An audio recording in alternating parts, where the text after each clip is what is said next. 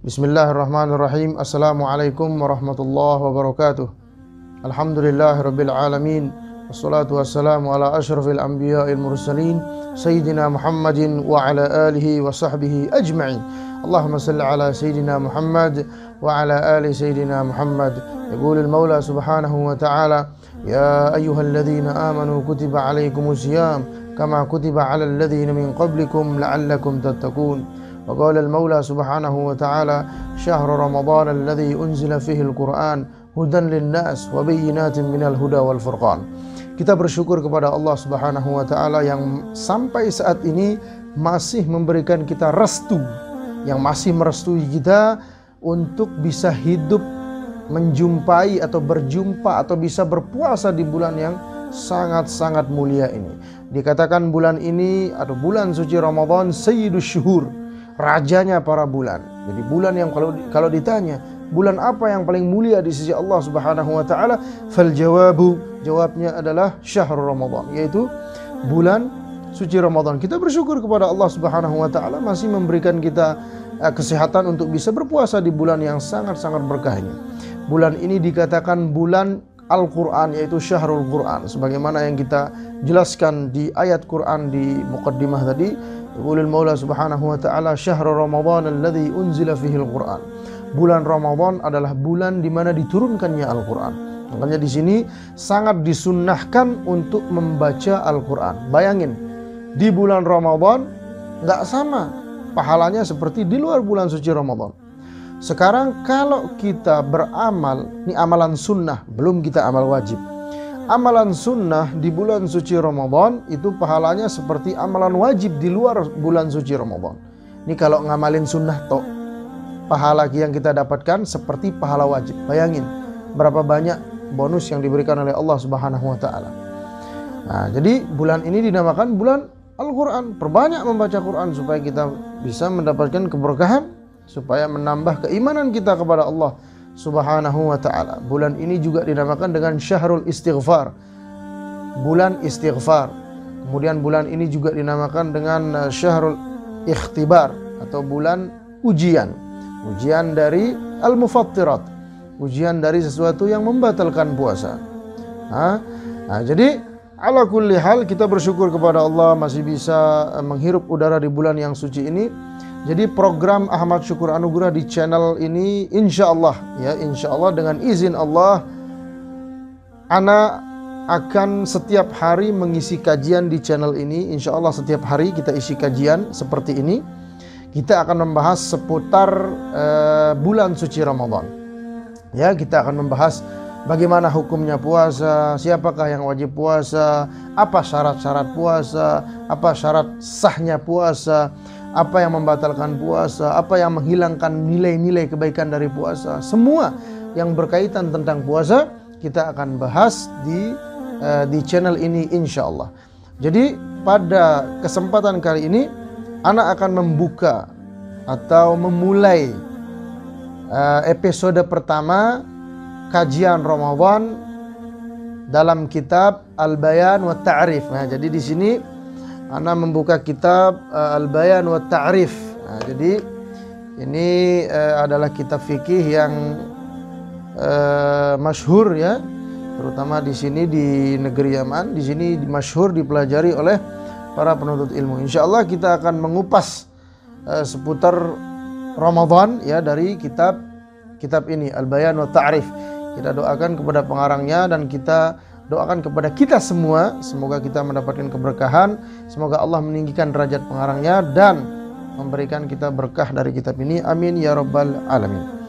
Nah, jadi di sini yang pertama yang akan kita bahas adalah syarat sahnya puasa. Nah, jadi enggak semua orang bisa puasanya sah. Ada sebagian golongan puasanya enggak sah. Nah, jadi sekarang yang pertama yang kita bahas adalah syarat sahnya puasa, atau apa saja yang membuat puasa itu sah. Berarti kalau tidak ada perkara itu, puasa itu enggak sah. Syarat puasa adalah sesuatu yang harus ada di dalam puasa. Jadi kalau syaratnya nggak ada, otomatis puasanya nggak ada. Bisa mungkin puasanya ada tapi sah apa enggak? Nah itu masalahnya. Maka pada kesempatan kali ini, episode awal, Ana akan membahas syarat sahnya puasa. Ya, semoga bisa habis. Semoga bisa kita kupas habis. Kalau tidak bisa, kita akan membahas di episode kedua. Jadi insya Allah tiap hari kita akan mengadakan halakoh kalau bahasanya. Kita akan mengadakan kajian lah. Jadi di sini qala al-muallif rahimahullah taala wa nafa'ana bi ulumihi fid dharain amin. Ila an qala, jadi di sini faslun fi syurut sihhatus shaum. Nah, jadi di sini pengarang mengatakan fasal tentang syarat sahnya puasa. Nah, jadi ada perkara yang membuat puasa itu sah. Jadi kalau nggak ada, nggak sah puasa. Nah, jadi itu bahasa gampangnya. Nah, jadi di sini apa maksud dari syarat itu? Al-muradu bisyuruti huna, maksud dari syarat di sini adalah al-umurul lati la budda minha li sihhatus shaum. Perkara yang harus ada. Jadi syarat itu adalah perkara yang harus ada supaya puasanya sah. Jadi di sini pengarang rahimahullah mengatakan yang pertama dari syarat sahnya puasa an-niyah. Pertama syarat sah puasa adalah niat. Jadi bukan hanya puasa saja sih kalau masalah niat. Semua ibadah harus ada niat. Karena Rasulullah SAW mengatakan innamal a'malu binniyat. Sesungguhnya pekerjaan itu tergantung daripada niat.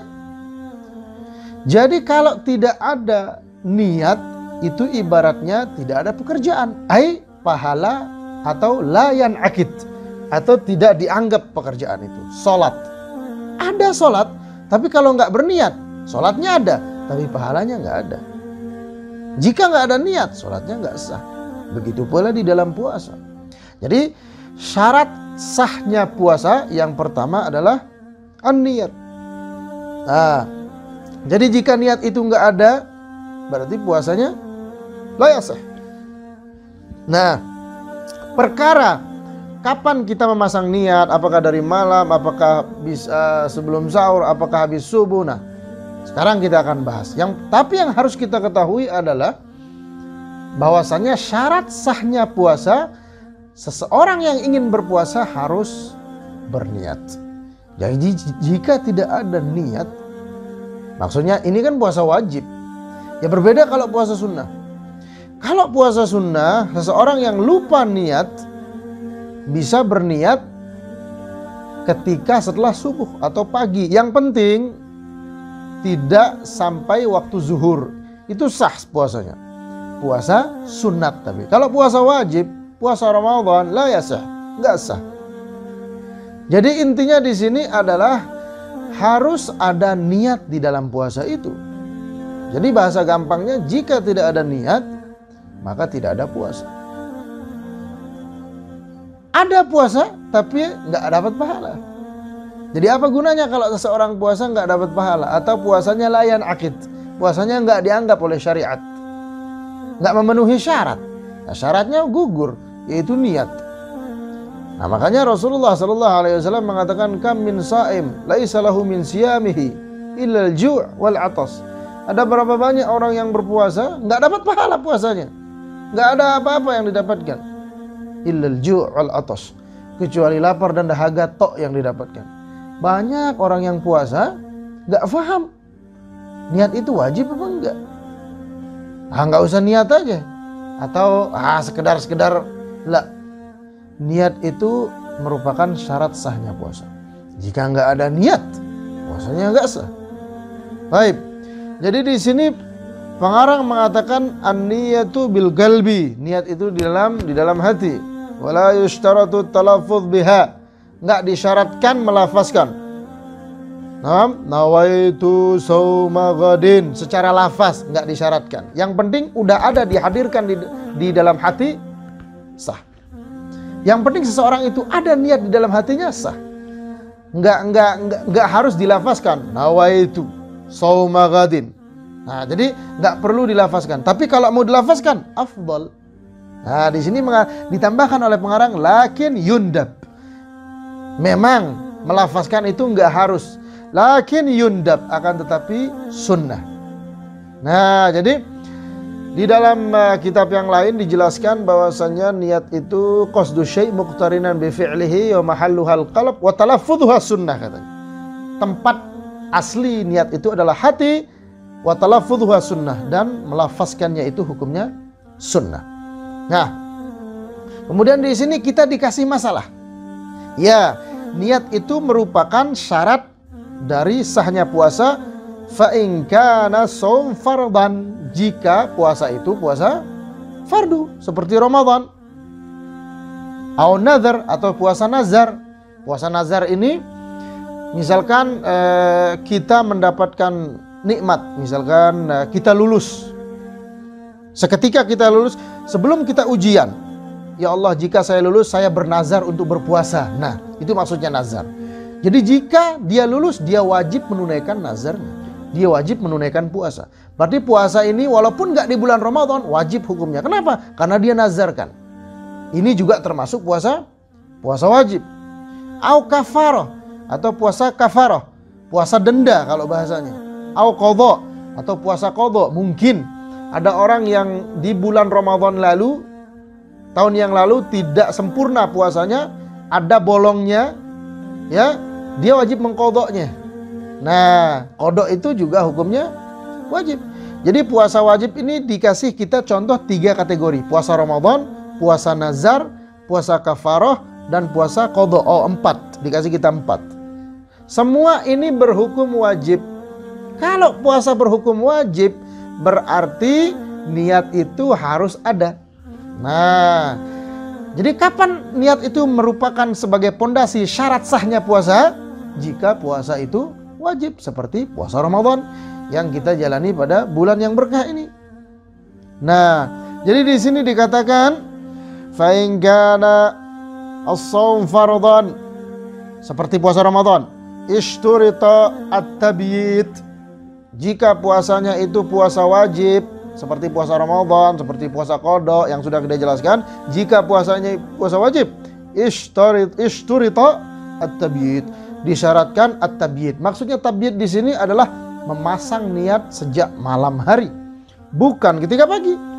Jika ada orang yang lupa niat malam hari, kemudian dia ingat sudah pagi, udah matahari udah naik, pagi, nggak sah puasanya. Kenapa? Karena syarat niat itu harus dipasang malam hari, minimal sebelum nyaur. Minimal sebelum puasa itu wajib. Kalau nyaur, kalau sebelum sahur kan belum wajib puasa. Minimal sebelum seseorang itu wajib puasa, dia harus memasangkan niat. Habis maghrib, pasang niat. Habis isya, pasang niat. Ketika tarawih, pasang niat. Siapa tahu lupa nanti. Nah, jadi kalau orang walaupun nggak sengaja, nggak sengaja meninggalkan niat, nggak sah puasanya.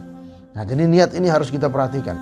Kebanyakan orang niat hanya sebagai pelengkap. Lah, ini merupakan syarat sah.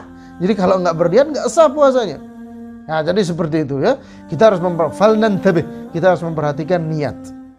Nah, jadi di sini kita diberikan keterangan fa in kana shaumu fardhan ishturita at-tabyit, jika puasanya itu puasa fardu, maka syarat niat itu harus dipasang ketika malam hari.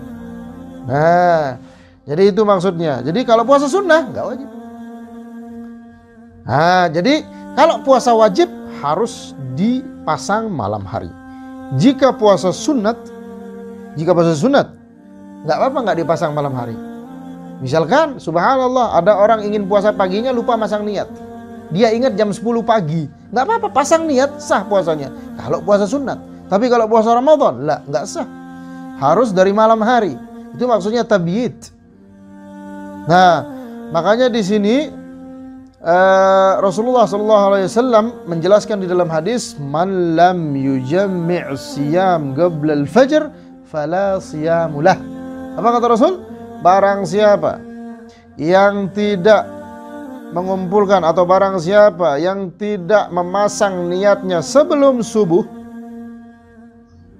malam hari, setelah isya, setelah maghrib, yang penting sebelum subuh, kalau nggak masang niat, fala siyamulah, nggak ada puasa baginya. Dia nggak berpuasa, dia seolah-olah nggak berpuasa, nggak sah puasanya. Nah, jadi apa poin yang kita dapatkan? Bahwasanya niat itu adalah syarat sahnya puasa. Kemudian kalau puasanya itu wajib, maka wajib kita berniat malam hari. Kalau puasanya itu sunnah, maka boleh malam dan boleh paginya. Itu hal yang harus kita perhatikan di dalam niat. Hal kedua atau hal selanjutnya yang harus kita perhatikan di dalam niat, at-ta'yin. Tamam? Wa yushtaratu fin niyah, dan disyaratkan juga di dalam niat. Apa syarat pertama niat tadi? Harus dilakukan di malam hari. Tamam? Harus malam hari. Bukan pas pagi mau puasanya, enggak. Harus malam hari. Itu syarat pertama. Syarat kedua dari niat adalah at-ta'yin lil manwi. Di sini katanya at-ta'yin lil manwi, menentukan bagi orang yang berniat. Ka shaumi Ramadan au nadhrin au kafaratin. Ente mau puasa apa? Puasa Ramadan. Ya udah harus disebutkan. Mana maksudnya ta'yin? Nawaitu shauma ghadin atau nawaitu shauma Ramadan. Aku berniat puasa Ramadan. Tamam? Nawaitu shauma Ramadan. Itu artinya kalimat Ramadan ini merupakan penentu atau ta'yin namanya. Jadi syarat niat itu harus ditentukan. Puasa apa? Puasa Ramadan. Puasa apa? Puasa qadha. Puasa apa? Puasa nazar. Nawaitu shauma qadha. Nawaitu shauma kafarah. Nawaitu shauma lin nazar masalah. Nawaitu shauma li Ramadan. Aku berniat puasa Ramadan.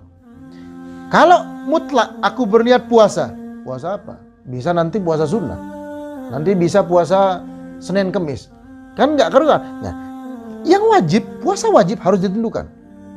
Nawaitu shaum Ramadan. Paham? Nah, jadi harus diniatkan, harus disebut Ramadan. Karena apa? Karena ta'yin itu wajib. Nah, kemudian di sini dikatakan syarat kedua dari syarat sahnya puasa. Oke, kita ringkas dulu. Syarat pertama dari sahnya puasa adalah niat. Kemudian niat ini mempunyai dua syarat. Yang pertama harus dipasang malam hari. Yang kedua harus ditentukan puasa apa yang harus dijalankan oleh orang yang berpuasa. Itu niat. Yang kedua dari syarat sahnya puasa adalah imsak, menahan. Al-imsak, tamam, anil mufattirat, menahan dari sesuatu yang membatalkan puasa. Makanya puasa itu, ta'rif puasa itu imsak. Definisi dari puasa itu adalah al-imsak, yaitu menahan. Jadi seketika orang itu berpuasa, itu artinya dia harus menahan diri dari hawa nafsu, menahan diri dari sesuatu yang membatalkan puasa, yang zahir maupun yang batin. Karena yang membatalkan puasa itu ada dua, ada yang zahir, ada yang batin. Yang zahir, makan, minum, muntah dengan sengaja, misalkan, itu yang zahir. Ada yang batin, ini yang banyak orang yang nggak tahu, membatalkan puasa yang batin. Seperti apa? Seperti berbohong, seperti gibah, mengumpat misalkan, atau kalam su, perkataan yang jelek, khianat, ya, sering berbohong. Itu ringan kedengarannya. Ada orang yang berbohong, atau ada orang yang suka menggunjing orang, atau orang yang suka menggibah, ringan, tapi itu bisa membatalkan puasa. Apa yang batalnya? Memang puasanya secara zahir nggak batal, akan tapi pahala dari puasanya batal. Ada berapa banyak orang yang berpuasa nggak dapat pahala puasanya, hanya lapar dan haus. Itu yang mereka dapatkan. Sebagaimana yang disabdakan oleh Rasulullah SAW, kam min saim laisa lahu min siyamihi illal ju' wal atash.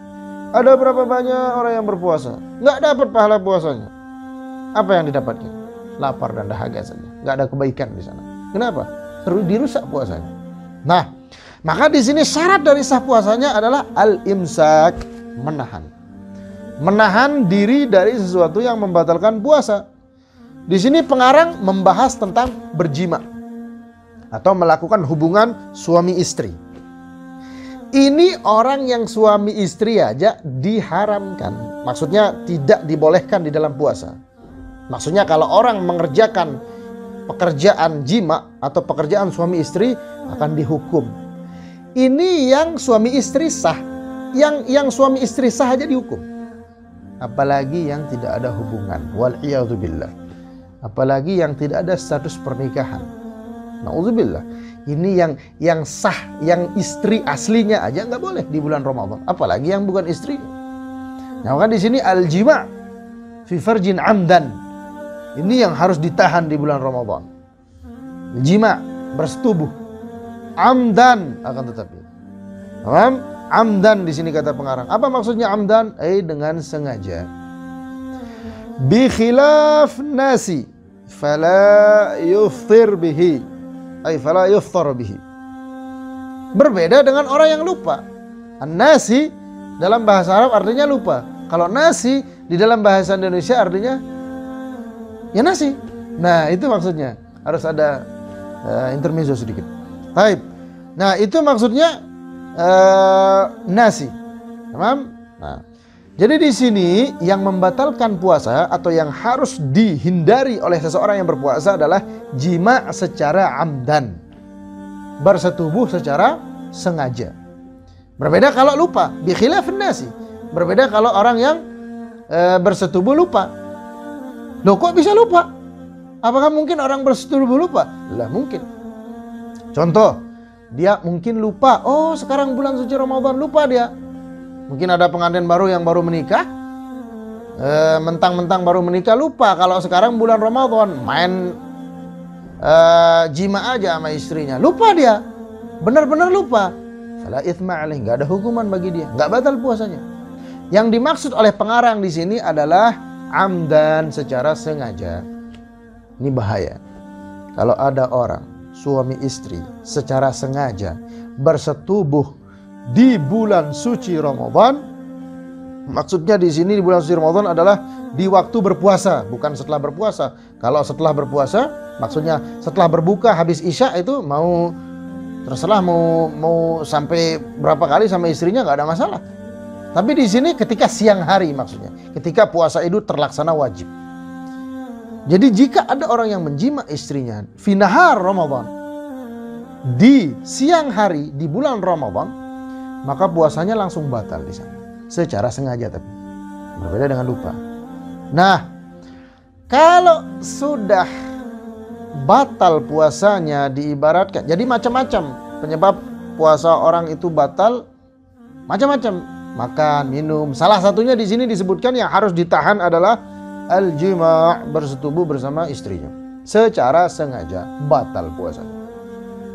Setelah batal, apa konsekuensi yang harus diterima oleh orang yang berzina itu? Bukan orang berzina, astagfirullah. Orang yang bersetubuh sudah.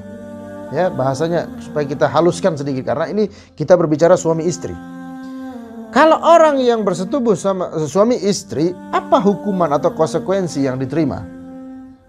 Jadi konsekuensi yang diterima adalah ada 3. Tapi yang 3 ini nggak boleh milih.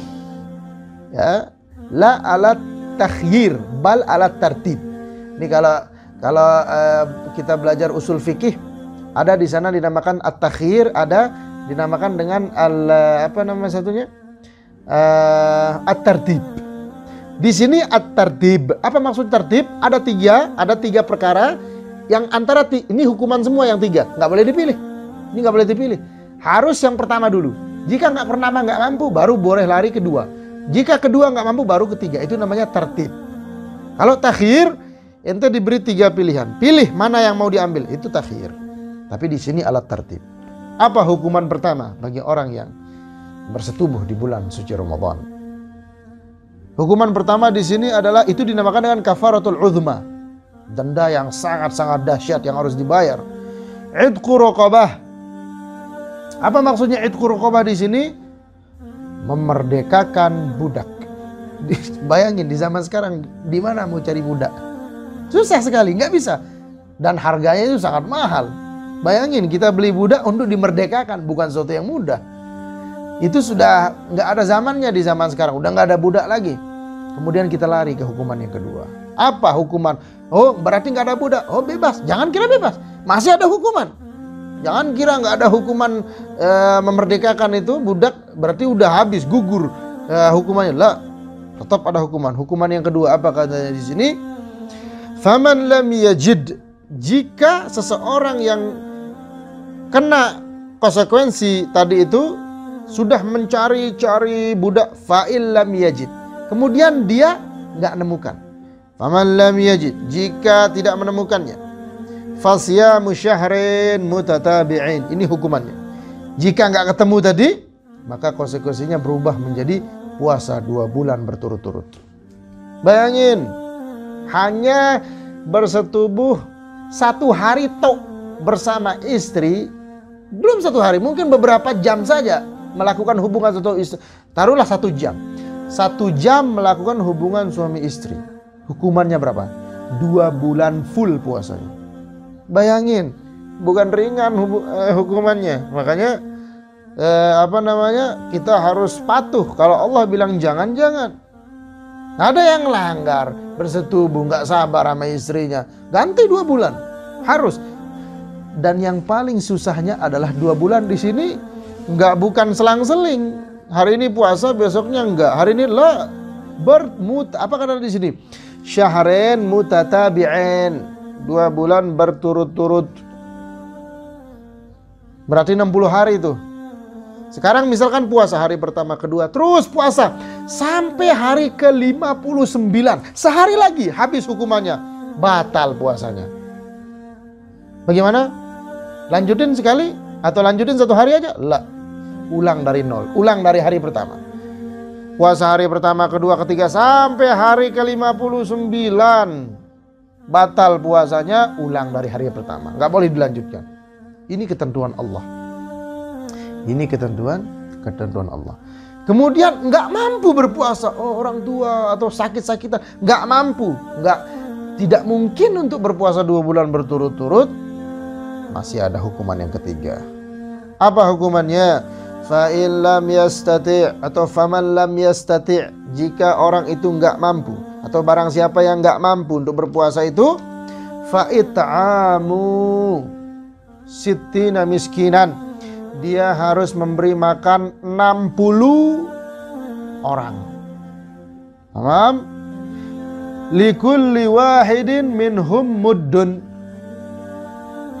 Apa hukumannya? Memberi 60 orang makan. Setiap 1 orang itu diberikan jatah 1 orang dari 60 kan 60. Setiap 1 orang mendapatkan 1 mud. 1 mud itu berapa ya? Kira-kira seginilah 1 mud itu. Itu makanan untuk 1 orang, berarti 60 gini. Itu hukumannya. Bayangin, berapa duit yang habis, berapa uang, berapa biaya. Nah, siapa suruh melakukan pelanggaran di bulan Ramadan? Jadi kayak gitu konsekuensinya. Paham? Nah, jadi banyak sekali ya contoh-contoh sesuatu yang dilarang atau yang membatalkan puasa. Makanya di sini syarat dari sahnya puasa al-imsak, menahan dari sesuatu yang membatalkan, menahan dari melakukan hubungan suami istri. Kemudian tadi al-imsak, menahan dari al-mufattirat, sesuatu yang membatalkan seperti jima yang sudah disebutkan, makan minum. Ditambahkan oleh pengarang wal imsaku anil istimna. Jadi di puasa ini harus menahan diri dari istimna. Apa itu istimna? Sengaja mengeluarkan mani. Wa huwa talabul khurujil mani bi ghairi jima'. Kalau tadi yang kita bahas berjima sudah keluar mani, itu udah jelas. Tapi di sini ada orang keluar mani tapi tidak dengan cara berjima. Tidak dengan cara berjima. Ada cara yang lain? Ada. Semua orang sudah paham. Jika seseorang itu mengeluarkan mani secara sengaja dengan pilihannya, tidak ada paksaan, memang dia ingin mengeluarkan mani di bulan suci Ramadan, fasyamuhu batil, maka puasanya batal.